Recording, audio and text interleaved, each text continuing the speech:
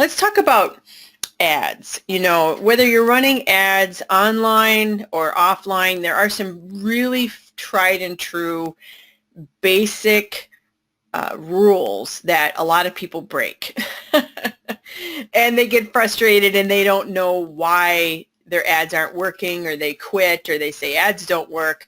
It doesn't matter whether you're putting an ad in you're going to an expo or trade show and you're putting an ad in there for your booth, or you're doing church bulletin or the local paper for events, or it could be a Facebook ad or Google ad. It doesn't matter. These are principles that go across the board for any of these platforms, because these are basic advertising rules. Okay, and let's get into some of the number of mistakes that people make that they don't even know they're doing. And this is from my personal experience and also from experience of others that I've become aware of this. So the first biggest mistake, especially when I'm working with people with my Facebook ads course that I'm doing, they think that the one result is the reflection of the entire market that they're trying to tap into. Well, nobody in dogs are interested in da-da-da-da-da. Everybody I've put an ad out to for moms this isn't going to work. Well, how many ads did you run? One. How long did you run the ads for? 2 days. Okay, how much was your ad? $10. So you know what I'm saying? Like, one ad is not going to reflect your market, because if you're good in your advertising with your skills with copywriting and psychology, you can pretty much get any market to work. So, that's a huge mistake, is that people judge their ad performance based off of one ad that they do. And granted, that ad will give you feedback for sure on your market, but it doesn't reflect the market. People think that the market is reflected in the ad, when really it's the problem with the person who put the ad in. It's a copywriting issue. It's an image issue of the ad. It could be, some of the other things I'm going to talk about. I don't want to spill the beans yet. The issue is typically not the market. The issue is that person that's running the ad. So the second thing is, this is huge, and I see this all the time. I love going through Facebook and looking at ads. People run ads. They think that they're a copywriter, and they'll just start to run ads and think that they can just put an ad out there and it's going to work. And there is very specific psychology when it comes to running ads. Like, you absolutely have to know what you're doing when you're running an ad, or you're not going to get any results. So some of the things that I like to do is, if you want to get some copywriting tips, is just go over to, hold on, I'm going to go there and show you. If you go over to Google and you just put in copywriting tips, you're going to come up with more information than you need to. Now, this is not going to make you a refined, awesome copywriter. I'm just going to tell you that right now. But this will get you started in copywriting, because copy is very different than what you learned in grammar school and high school and college. So if you got A+ in English and, composition class, I'm just going to tell you, that doesn't mean you're going to be a good copywriter. Copy is very different than what you got an A+ on your paper in college. I'm just going to tell you.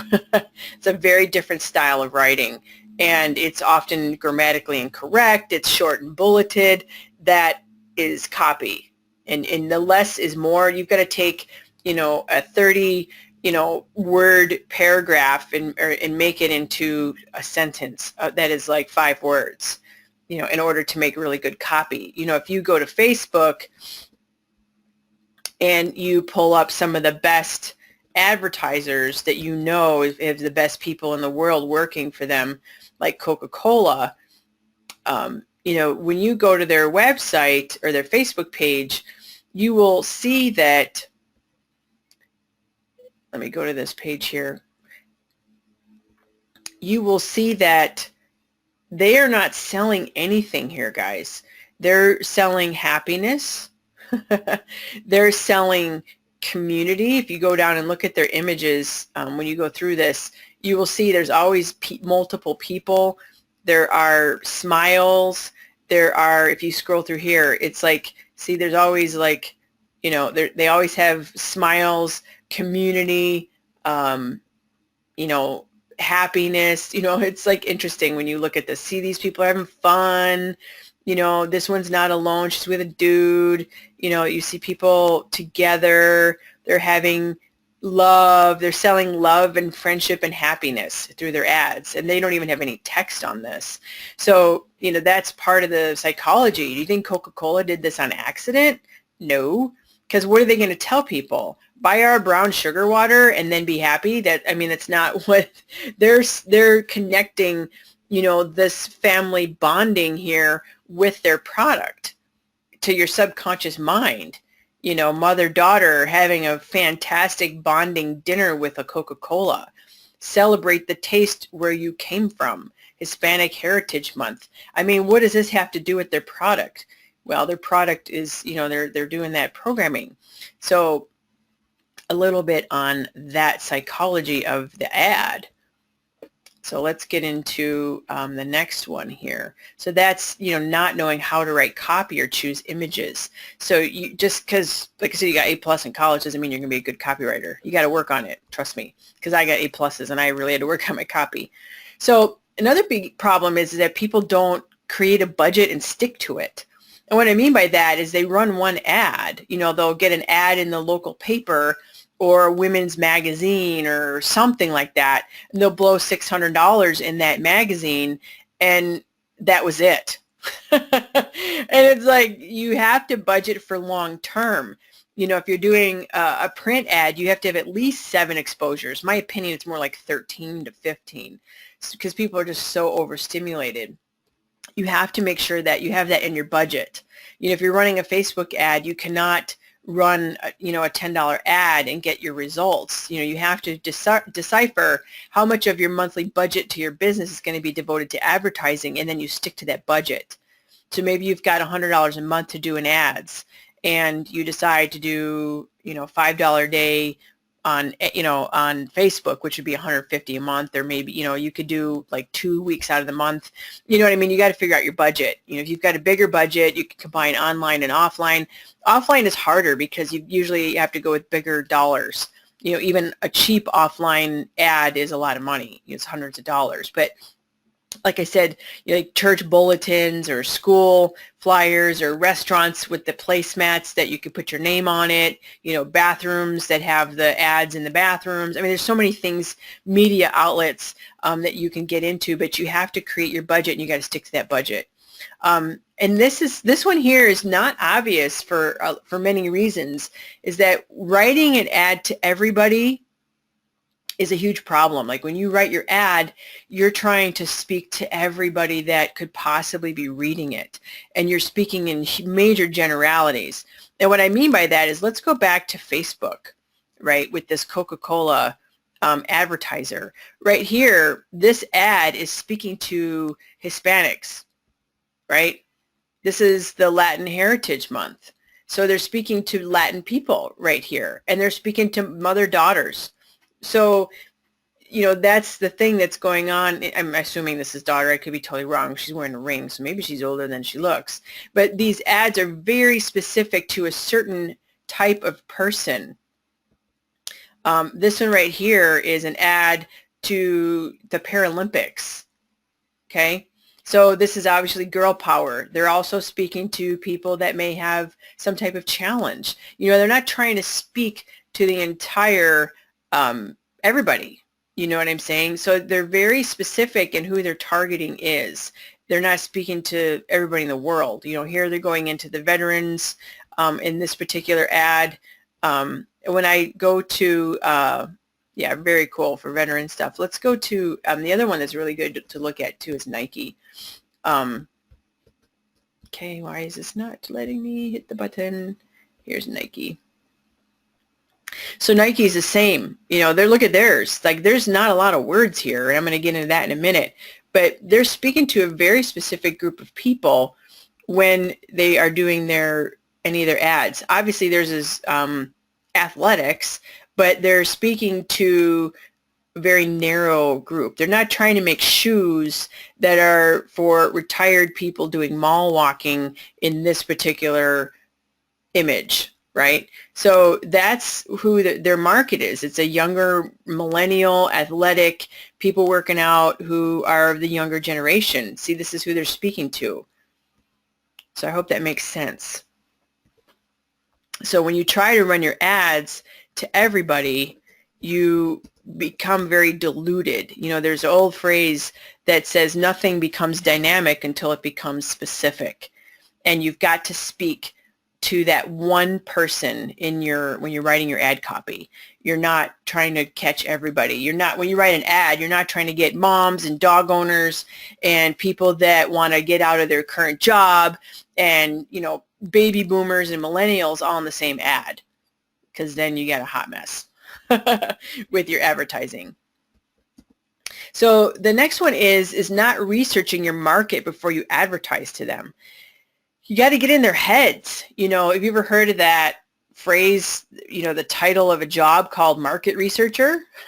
You got to do your market research before you advertise to somebody so you can speak their language. You know what they're doing in their activities. You know what their problems are. You know what, where they're buying their clothes or what they're eating or what they like to do for fun. You've got to do your market research before you run your ads. It's that simple. So that when you're in their heads, because you want them to read your ad and say, oh my gosh, that's me. Or that person is just like me who wrote the ad. That's why they're going to respond to you.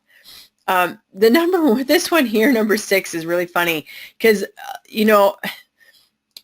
running ads is an art form. I'm just going to be really honest. And so if you expect to enroll people right off your first ad, I'm going to tell you you're going to be disappointed.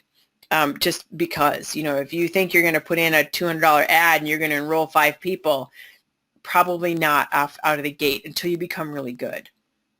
If you're an experienced ad copywriter and you're experienced in ads, heck yeah. But if you're brand new, just starting to put your foot in the big old advertising pond and thinking you're going to rock it on your first ad enrolling people, probably not. And the first campaign that you run, even as you start to get better and better, that's why I love Facebook or social media ads, Google ads, things of that nature, because you get immediate feedback. You could put a $5 or $10 ad up there and see what your results are without spending a lot of money. Like in print, it's a $600-700 ad or more at least, because they often make you sign contracts. You don't know what your results are, and to go to change those ads and tweak them and change fonts and add images and words, every time you do that, it often costs you more money in the setup. So my thing is, refine your ads online, and then you can do better on your ads offline because you can get immediate feedback. But if you think you're going to enroll people off your first ad, I'm going to tell you what, it's not going to happen. Number 7 is not having a plan when people respond to your ads. So what that means is when a lead comes through, whether it's through your email or you get a lead, like they opted into your one of your websites, or they clicked on an ad, or they called you from an ad on a print, whatever that is, you've got to have a plan so that when they respond, you put them through a process, right? And so when someone says, yeah, I'm interested, you don't freak out and waste your money. So you've got to have a very specific process. Are you going to bring them to a presentation? Are you going to give them a sample? Are you going to meet with them personally? Like, what is your plan? And what I would encourage you to do is figure that plan out and speak with your mentors or your support line and ask them for input so that you can have not just your own ideas into that. So first you got to get the ad to work, but then when somebody responds, you have to have a plan to follow up, because most likely, I'm going to tell you this again, going back to number 6, is most likely the people won't enroll off your ad because you won't get a response. But secondly, people are probably not going to enroll unless you're really dang good on the first conversation you have with them. So you have to have a follow-up plan, in place for that. Number 8 is saying too much in your ad. It's really cluttered. And what I mean by that is you can say quite a few words, especially in Facebook, because, they've got a click more button or whatever it is. But if you go back to here, I mean, all of these images are like ads, right? Even though it's on their Facebook, page. This is unbreakable, lightweight, explosiveness, right? Very simple, not a lot of words. This is for LeBron James, but their slogan is just do it. Find your greatness. I mean, that wouldn't be an ad that I would specifically run, but what I mean by that, let's go look, and hopefully we got some good ads in here today. Let's go to, let's find an ad. Here's one. Try our most advanced digestive health probiotic half price. This is a terrible ad. It's got 34 comments, but I don't know what their budget is, to know if this, how long this has been running. But they're not addressing anything here in their ad. Like, why do people probably think, well, do I need a probiotic? That's the question that people will read. Well, how do I know if I need one? They're missing that in their copy. Here's this guy here. Want to start rocking your live events? Want the secret to filling your next live event even without an email list? Okay, this dude is like got it happening here. So he's addressing, this one here is not addressing a problem, but this guy is. Want the secret to filling your next live event without an email or existing authority list or something like that. So he's addressing the problem of an empty room in this here. So good job on that dude, right? Here is free gift when you register. Discover insanely powerful and little known energy clearing ritual for resetting your what? I can't even read this. This is a horrible ad. I'm just going to say that. Let's see if we can find one more. La la la la la la la. Let's find another one. Here's a good one. Our new course within the next 24 hours gets access to a series of 4 additional videos before the course starts. Writer biomechanics. I have no why, looking at this as a critique, it's like, I don't know, why would I want that course? Why are writer or biomechanics important? They should be talking about lameness or unsquare gait or behavioral issues with the horse or body pain of the rider in this copy. So they're not nailing it here. They're getting there. I've been watching them evolve over the last few months because I clicked on an ad, so they're retargeting me. Let's see if we can find one more good one. Brendon Burchard. I'm going to tell you what, this has got to be a good one. I'm going to flick him in the forehead. So Brendon is amazing. So he says, this is your time to finally master your mind and have a greater level of motivation. So he's addressing motivation to live a higher sense of fulfillment so that you can achieve your dreams. It's a little vague right here. Achieve your dreams. What does that mean to people? So it's pretty good. I mean, it's compared to some other ones. Get your copy of the Motivation Manifesto and a 12-week motivation course by best-selling author Brendon Burchard. Claim to get your course here. So this one's okay. To be honest, I think that Brendon could tighten this up a little bit better in his ad. Just saying. He's only got 5 comments. A lot of people liked it, 42 shares, but he also, I'm sure, has a really big budget on this. So, going into some ad critiques, when we're talking about speaking to one individual, the only one that I think did a halfway decent job was that dude who was talking about, filling his room. But he was speaking, his ad was talking to people that were speakers. He was really honed in on his audience, and he also didn't say too much in the ad. And within a sentence and a half and a title, I knew what his ad was about. I didn't have to dig. So that's saying too much in your ad. That doesn't mean anything. Also having a lot of cluttery words that mean nothing. Like I could tighten up this title top 10 mistakes of running ads, print and online, I could just do top 10 ad mistakes, print and online. You know, I mean, I could tighten that up by getting rid of some other words. So number 9 is saying the wrong things in your ads. You're talking about features versus benefits. So if you write an ad and you're like if Coca-Cola wrote an ad that said, we have the best caramel flavoring and coloring on the entire planet. Nobody else has this super galactic, manifested, unbelievably patented and tried and true with ninja secrets and handshakes that nobody else knows. Nobody else has that caramel flavor and color. And so guess what? You need to buy ours. Well, who cares, right? That's a feature ad. Benefits would be like Coca-Cola is doing. You drink Coca-Cola, your whole family is going to smile and you're never going to be alone and you're going to be happy. That's what their ads say, right? Benefits. Drink Coca-Cola. Don't be lonely, right? Number 10 is getting discouraged or quitting after the first ad you run. First ads are experiments. I'm just going to be really honest. You know, when you run an ad or you do a quick test, your first ad is an experiment. And as you become more dialed in, your ad is going to get better and so are your results. And so what I mean by that, it's kind of like if you've ever shot a gun or if you've ever seen anybody who shot a gun, they'll just shoot at the target. Their first shot is a shot to know where they're at, you know, with their gun, you know, and then from there, they sight their gun with the sights on the gun itself, or they move their hand, or they shoot the gun, you know, they'll tilt the gun up or down or side to side accordingly to hit the target. And then they'll shoot another one, and they keep adjusting till they hit the bullseye.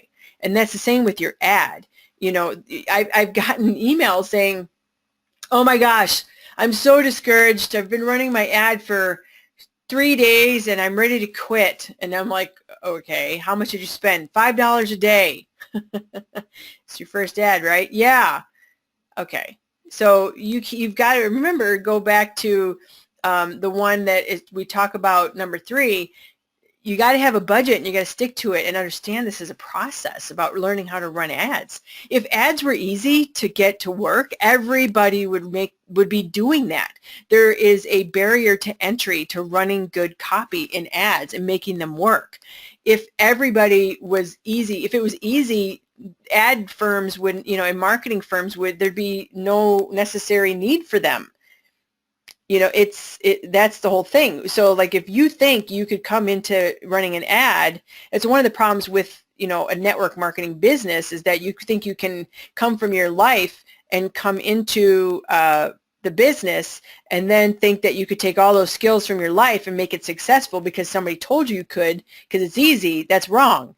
You know, you have to get the skill, and the first ad you'd ever run, you get discouraged. Like the first person you ever talked to that might have told you no, you're the second or the third or the fifth or the 100th that said no, you've got to take that feedback and go back and recite your gun, not at the person, of course, and then tweak and change and tilt and then go back and test out what you just did, right?